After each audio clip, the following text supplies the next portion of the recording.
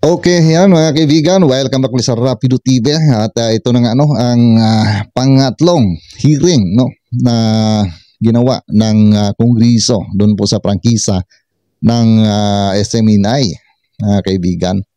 At dito po tayo sa part na itong si Rep. Dan Fernandez ay tinatanong po niya itong patungkol sa programa nila ni Ka Eric at ni Doc Loren Badoy, mga kaibigan, na which is ay ito nga ang dahilan kung bakit nga ay nakontempt itong si Doc Loren Badoy, dahil sa sabi nila ay hindi raw nagsasabi ng totoo, mga kaibigan. So dito nga ay hinanapan po sila, itong SMN ay hinanapan po ni Rep. Dan Fernandez ng kanila pong mga resibo, mga kaibigan, para po ay may kumpara doon po sa kanila pong nakuha na resulta na kinikita ng programa ng SMI na yon, mga kaibigan, para may kumpara po nila kung tama ba yung pong kanila pong nakuha din po, So para sa akin po, mga kaibigan, okay naman po ako dyan na siyempre lahat po ng mga business na kahit nga lupain at saka yung mga tahanan po natin o mga sasakyan ay mayroon po tayong obligasyon dyan sa ating gobyerno, na mga taxes na dapat po nating bayaran. So katulad po dito, siyempre ay babayaran po nila kung magkano talaga ang kinikita po sa nasabing programa, mga kaibigan, Pero lang po ay dapat po naman itong mga kongreso o congressman o dito po sa kongreso, ay maging fair naman din po sila, mga kaibigan, Lalong-lalo na ang ginagamit po nila dyan ay pira po ng taong bayan. Yan po yung hinahanap nila ngayon, na mga pira na iyan na galing po sa taong bayan ang kanila pong ginagamit. Na alam po natin nung tinanong po sila o sinabihan po sila ni dating Pangulong Duterte na ilabas po nila ang resibo, ay doon po sila nagsimula na nanggalaiti dito po sa mga Duterte, di ba, mga kaibigan? At kung ano-ano lang po ang mga resolusyon na kanilang ginagawa, na which is ay mayroon pang napabalita na pag-impeach po kay BP Sara at pagpapasok ng ICC para imbestigahan po itong si dating Pangulong Duterte, at ngayon nga umabot na dito sa SMNI. So yun po ang simula, mga kaibigan, dahil sa hindi po nila matanggap na hanapan po sila ng resibo.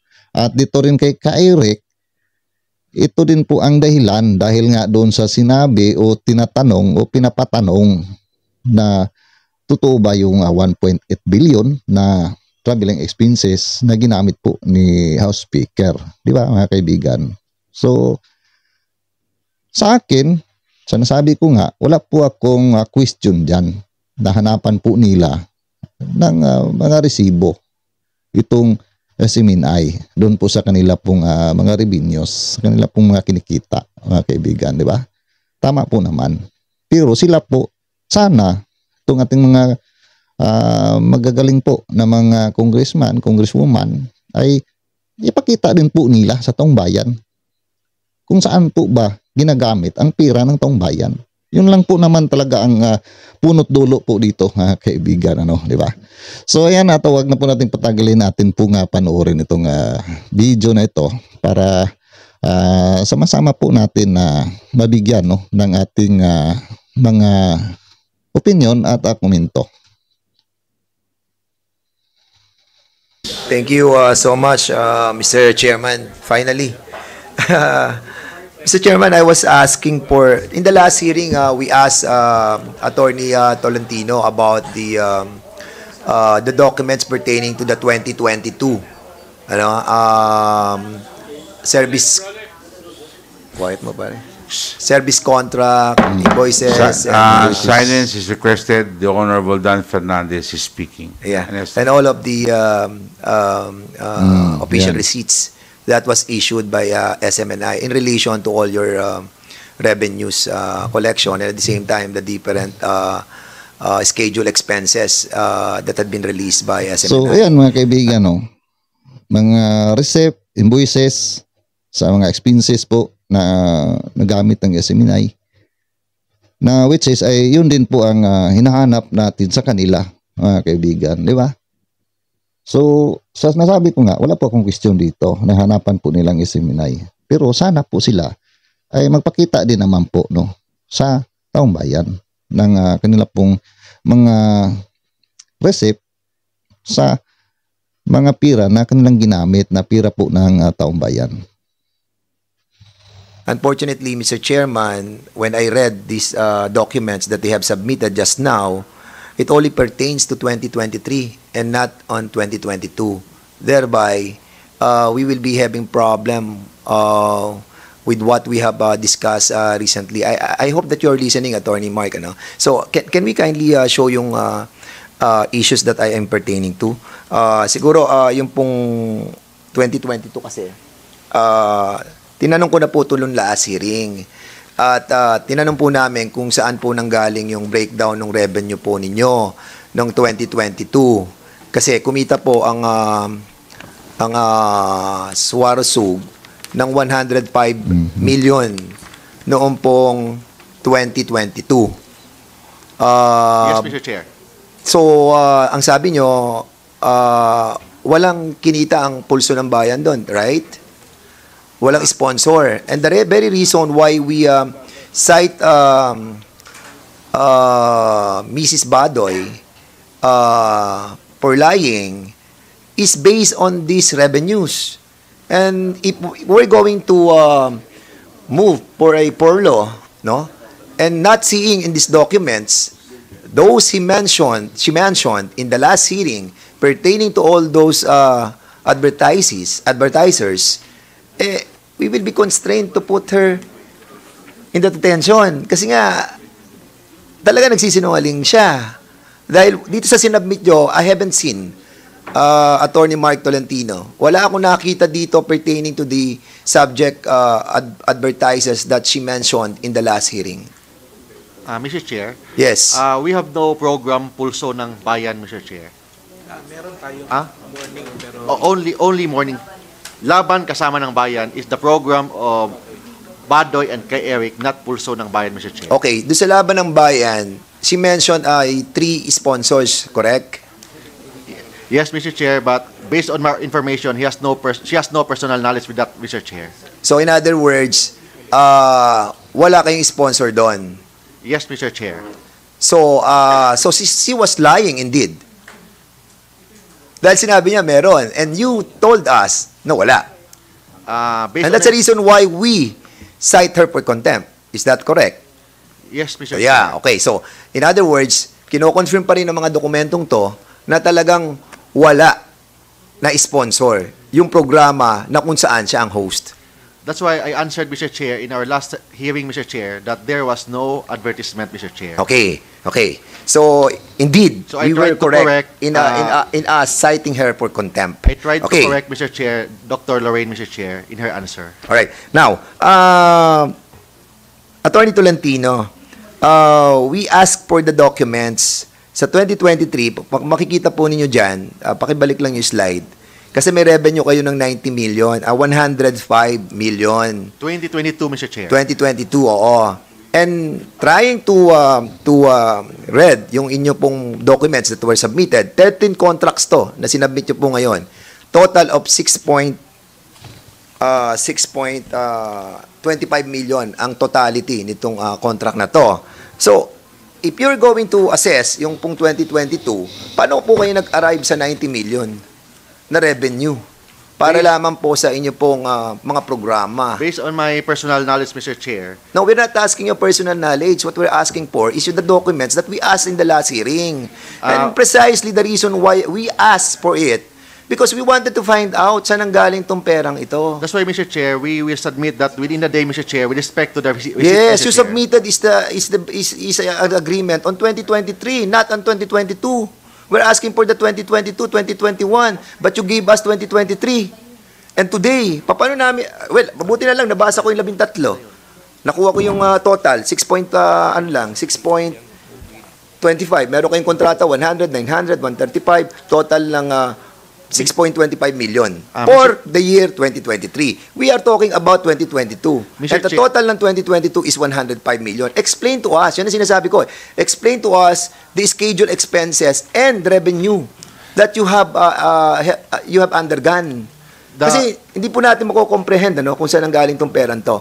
And as long as you are keeping those documents, there is a presumption that this money came from a polluted source. So, ayan po mga kaibigan, no? Talagang hinahanap po nila yung pong mga resibo nung taong 2022 at saka yung 2021. Pero yung hinahanap po o yung tinatanong po ng nila ni Ka Eric, yung pinapatanong sa kanila, which is yung 2023 na travel expense po ni House Speaker Romualdez, mga kaibigan. Na yun lang po, no? Hindi nila nasagot-sagot, mga kaibigan. Pero dito po, halos lahat po, no, hinahanap po nila. Pero para sa akin, wala naman pong problema dyan. Wala naman po akong question dyan. Pero dapat po na fair lang po, no? Na paalam din po nila sa taong bayan yung pera po natin, no? Na kung saan po nila ginagasta, ano pong pinagagamitan. Di ba, mga kaibigan? Yun lang po naman ang gusto po nating malaman. At yun din po naman ang pinapatanong po kay Ka Eric. Diba, mga kaibigan? At yun din po ang sinasabi ni dating Pangulong Duterte na ilabas po nila ang resibo.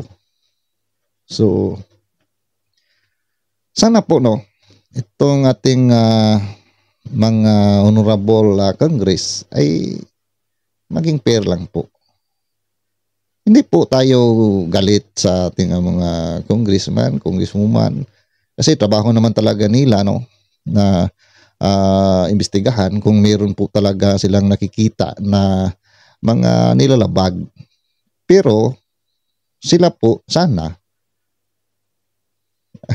ulit-ulit lang po ako dito, na sila po sana ay maging fair po sa taong bayan. Yun lang po, no, mga kaibigan. Ang para po sa akin, no, yun po ang